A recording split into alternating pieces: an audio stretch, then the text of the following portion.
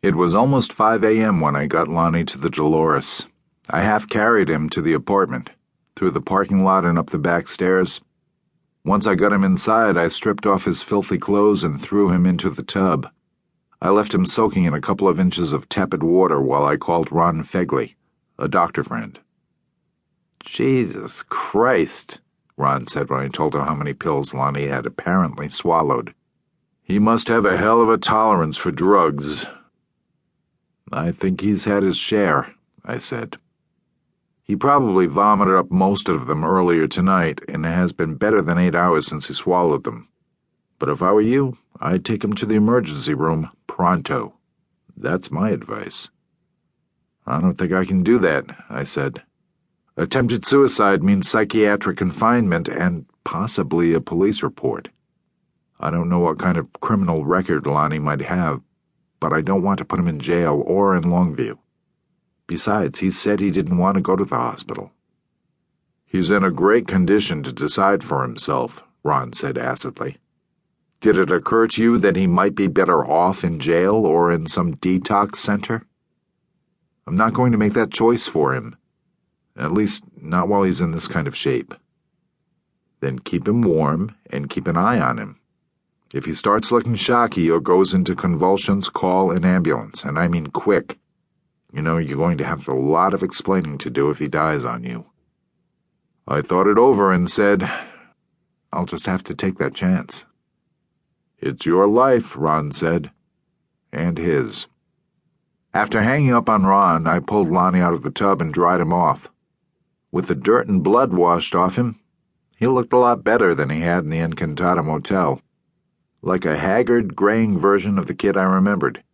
His face was bruised, but the split lip wasn't serious, and although the black eye was mousing up, it wasn't a bad injury either. I took a look at his arms, expecting to find needle tracks. To my surprise, he didn't show any. What he did have was an oval 12-inch scar on his right side that pinched the flesh between his hip and his rib cage, exactly as if some animal had taken a bite out of him. It looked like a gunshot wound, although it was awfully large for that. I noticed that his fingertips were heavily calloused, which meant he hadn't lost touch with his music, whatever else he might have lost. Hoisting him up over my shoulder, I carried Lonnie into the bedroom and lowered him onto the bed. He groaned as I covered him with blankets. "Where am I?" he said groggily. "You're at my place." He nodded and smiled as if that were good news. Then he fell back to sleep. After putting Lonnie to bed, I took some fresh bedclothes out of the hall closet and made the living room sofa up for myself. It wasn't until I actually sat down on the couch that I realized how cold, wet, and tired I was.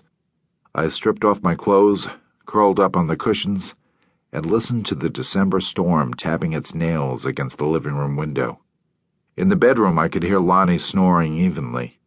I closed my eyes, telling myself that I'd just doze off for a few moments, and immediately fell asleep.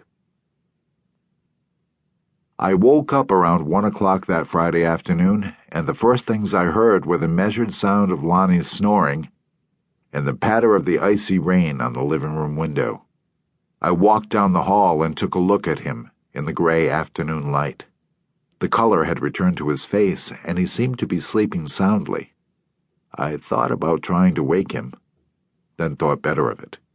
The fact that he hadn't died on me in the night was a relief, but I knew that Lonnie wouldn't see it that way. Junkies have a saying, "Dying is easy." I let him sleep. After fixing some coffee in the kitchenette, I gathered Lonnie's clothes together and went through them, looking for some clues to his recent past. I found a slip of paper in his shirt pocket with a local